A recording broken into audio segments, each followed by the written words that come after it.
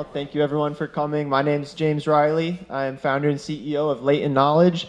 Latent Knowledge produces LitView, and LitView is our flagship semantic search for interdisciplinary research platform. All right. What does it do exactly? It goes beyond Google Scholar.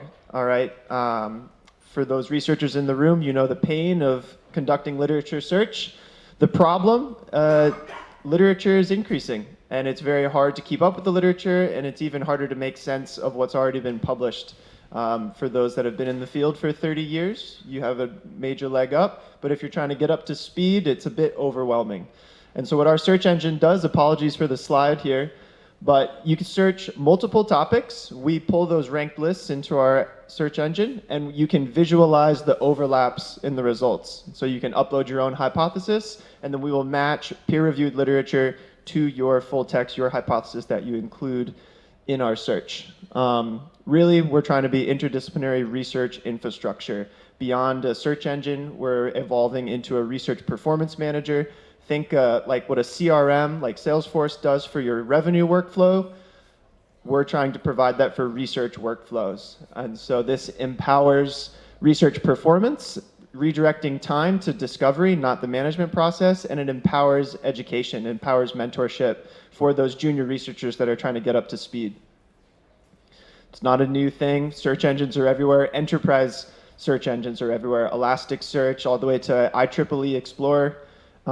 This is a well-defined market space, and we're just the new trick in town that's trying to take it one step further into this workflow management system beyond just a regular search play. We're off the ground. We're doing okay, operating in 3 continents. We have revenue, and we're starting to hone what we do for corporate R&D. That's the larger TAM here. We start in academia, medical schools. We provide institutional solutions for researchers, and then we work in network in order to expand into the corporate R&D ecosystem.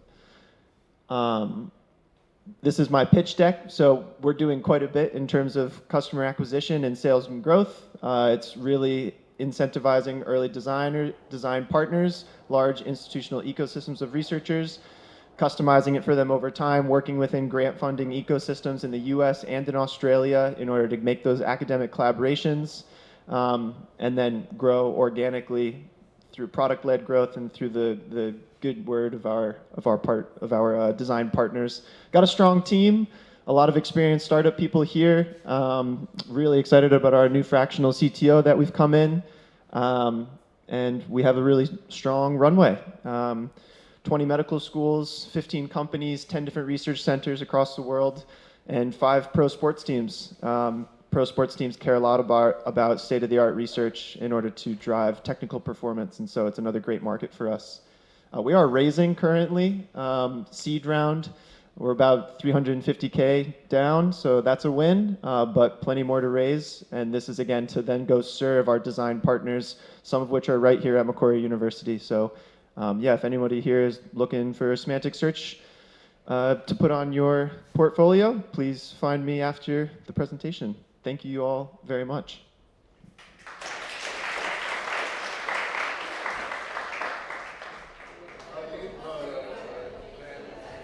We've reimagined your grocery experience, also known as the domestic eater's ordeal.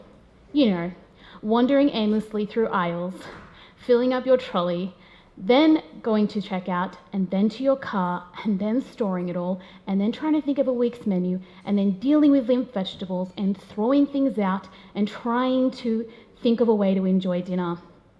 Well, you know what? We are going to do it all again next week. And the reason that is because the domestic eating experience, there's one thing all of these solutions have missed, and that is you. What are your food goals? What are you craving? What are the things that you want regularly? Do you have a dinner party coming up? Our first customers in the Hills District are environmentally conscious, fitness focused, and they are enthusiastic home cooks. They have 2 incomes and 1 to 2 kids. That's a spend of $7,000 to $8,000 per household per year. And that's a total of $1.2 billion in groceries every year. And supermarkets have 90% concentration of that pool.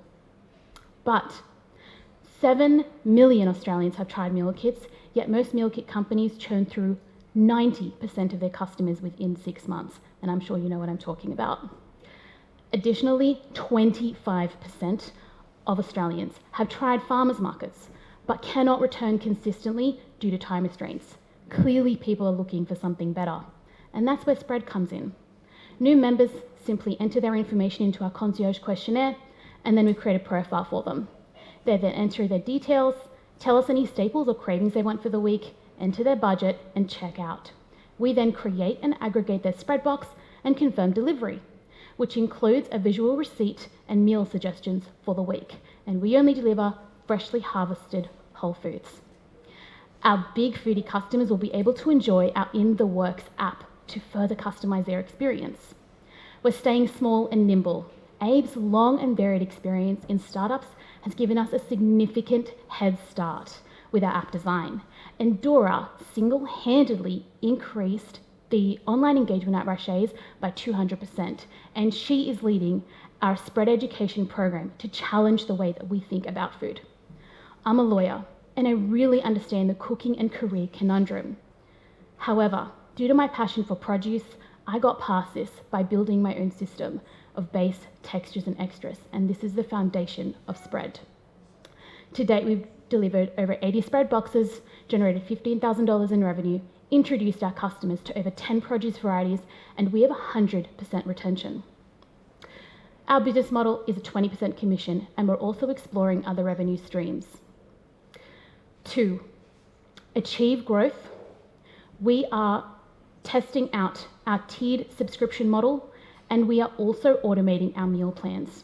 We strive for an air of hospitality, a spirit of curation that feels magic and is always deeply personal. And today, we are seeking introductions to anyone you think may be able to help. Thanks.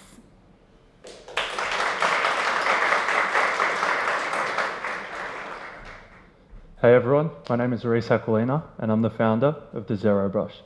For individuals with mobility issues who struggle with traditional toothbrushes, we offer a clinically proven, dentist-approved toothbrush that can clean your teeth in just 30 seconds with zero effort. The problem seen today is that individuals are struggling to brush their teeth properly, or worse, at all. We all wish we could be better with our brushing practices, and the data reflects this, with the worldwide brushing average being only 45 seconds. Your traditional toothbrush is just too thin and dexterity driven, making it hard for people to hold and use properly. And the saddest, a third of individuals with disabilities can't even brush their teeth on their own. So how do we solve this? What if I told you there was a brush fast enough to clean your teeth under the average, skillless, making it impossible to miss any tooth surface, and clinically proven so that you can trust it works? I present to you the Zero Brush.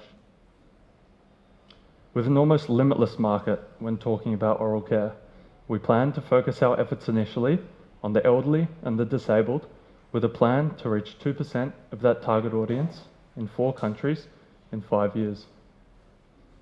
There are other products out there, but none are really solving the issue just yet. Even so, we can use these products to get an estimation of how the market would react to something like the Zero Brush. VWhite and Armor Brush collectively raised $8 million in crowdfunding, and our main competitor, the Simple Brush, is currently doing 40,000 site visits per month while only operating in the US. People are loving the idea, but it's the execution which needs some work. And I believe our focused approach to design for the target audience is the answer. So who are we? I'm a solo founder with some sales experience, an engineering and business degree, and a 1.5 years of blood, sweat and tears into the Zero Brush. I'm working with a professional design consultant, and we're talking with some dentists for potential partnerships. So how do we solve this? We'll first focus on online sales through mainly Facebook, coupling that initial sale with a subscription model, delivering replacement brush heads to your door every 3 months in line with Dental Association recommendations. We also plan to look at B2B selling as well, as that's a huge market for us, but that's in the future. Our 3-phase roadmap focuses on the main product of getting the product to market, ensuring that it's both safe and effective for the target audience. We plan to launch at the start of next year in January. Our project timeline has been mapped out, but for now, our main focus is on the three-phase roadmap. Today, we're asking for $230,000 with a key focus on scaling, automating, and increasing profits. The majority of your investment will go towards quadrupling our initial order, increasing net profits by 6%, and ensuring we have a partnered 3PL in place, giving our customers the quickest and best possible purchase experience. The rest of your investment will make sure we have a 2-year marketing runway, developing toothpaste, and letting us gain the necessary certifications to move into the US. Thank you.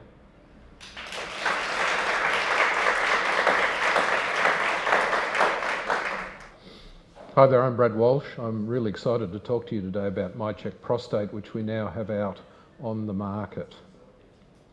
So what is it? MyCheck Prostate is a next generation blood test for clinically significant prostate cancer. Why do we need that? Because in the US, 1 in 6 men will get prostate cancer in their life. The test is able to reduce biopsies and therefore increase certainty for men who have this diagnosis. The unmet need at the moment is that the PSA test, which many of you will be familiar with, gives greater than 50% false positives, and these men will all proceed to have a biopsy for no reason. The MyCheck Prostate solution is able to reduce that number in half.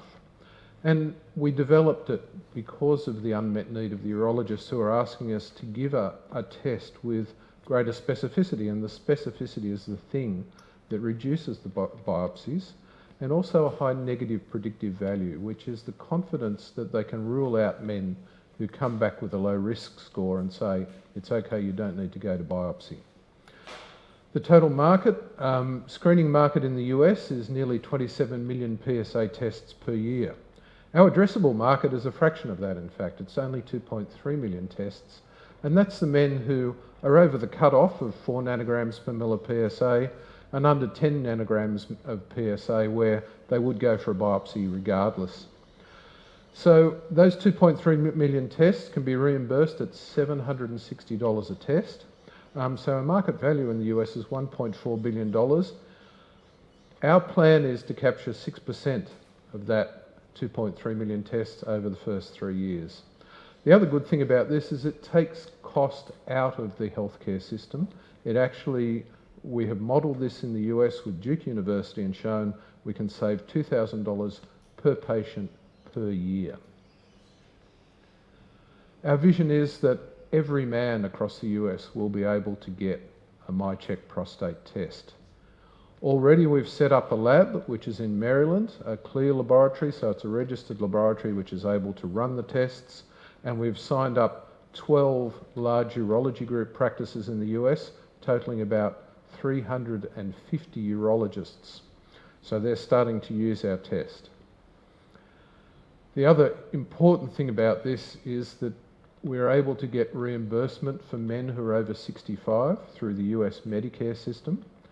And it's a huge earning opportunity because our cost of goods is only $100. So our gross margin for this is $660.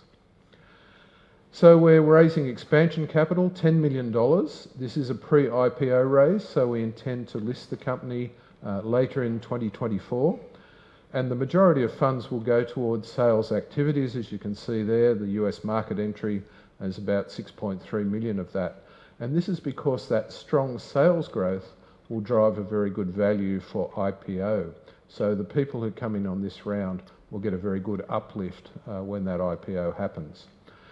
Fantastic team here, particularly our Chief Commercialization Officer, who has been instrumental in building a small US team. We have 2 sales executives there as well as our laboratory director. And as I said, expansion capital, so we're building out another 7 or so positions there with that fund to be able to roll this out into many more of those large urology group practices. So we have a unique test, a strong opportunity to build value, and an excellent potential return. Thank you.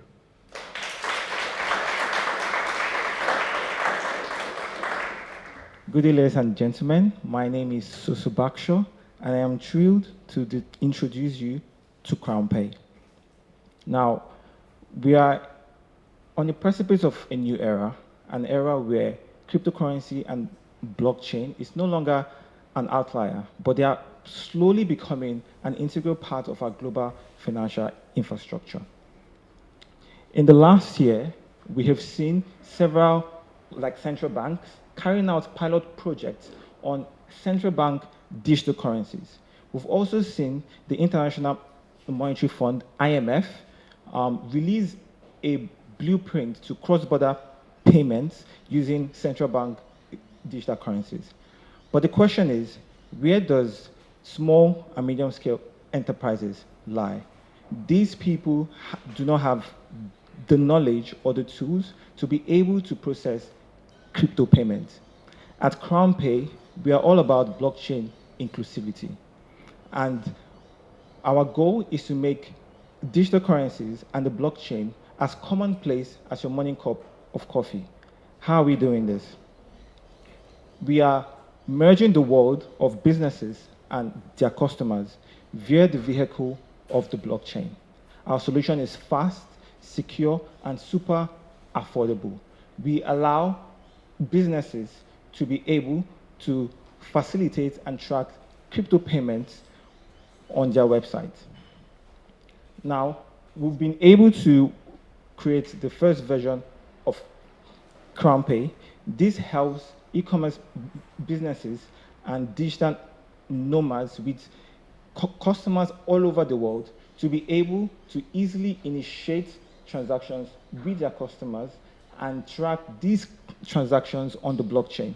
Now, they're able to link their existing crypto wallet to our platform and then send out an invoice link that enables their customers to easily pay them in like cryptocurrency.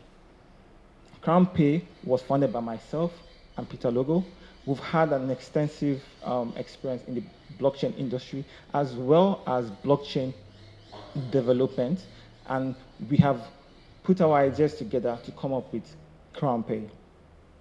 We are actually on track to launch the first version of CrownPay on the 30th of July 2023, and we are looking for partners, businesses, to partner with us as we build this solution. We are also looking for a seed investment of $2.5 million. Now, this will be geared towards creating an intuitive wallet infrastructure for businesses with little or no experience on the blockchain, enabling them to be able to withdraw their cryptocurrency into fiat in their bank accounts, which is very important for businesses like your coffee shop or your supermarkets. Now, we intend to raise our revenue through a subscription as a model where you pay for what you use. So at the end of the month, you get a bill for the amount of transactions you've generated with our platform and how much it costs. At CrownPay, we believe that we're in a new era in payments, and we invite you to join us not just as mere investors, but as partners. We invite you to join us in this exciting journey, and we believe that together we can build a world where cryptocurrency and digital assets are not an exception, but the norm. Thank you very much.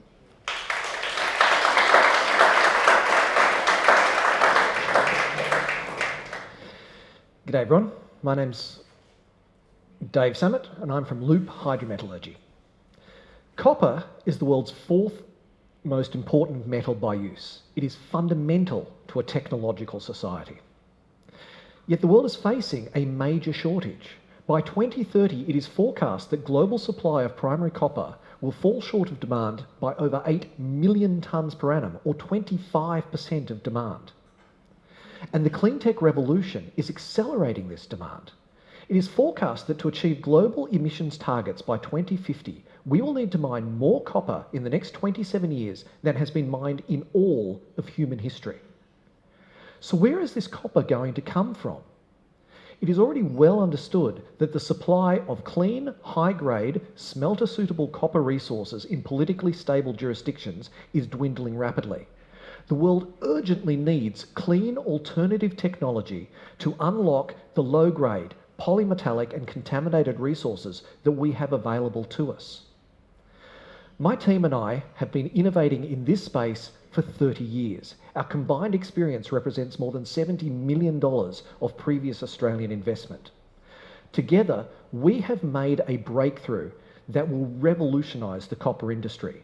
Our new technology is a cleaner, cheaper, more versatile alternative to smelting for the conversion of copper minerals into copper metal. We will provide clean copper for clean technology. Our process uses 70% less power at a fraction of the cost of conventional technology with the lowest carbon footprint of any alternative available. We will produce high purity copper metal as well as critical minerals such as rare earths directly at the mine site with no gaseous emissions and no liquid effluents. Here at the Macquarie University Incubator, we have a 3-year commercialisation program to bring our technology to market. We can be fast to market because we are leveraging significant existing knowledge as well as our own specialised expertise.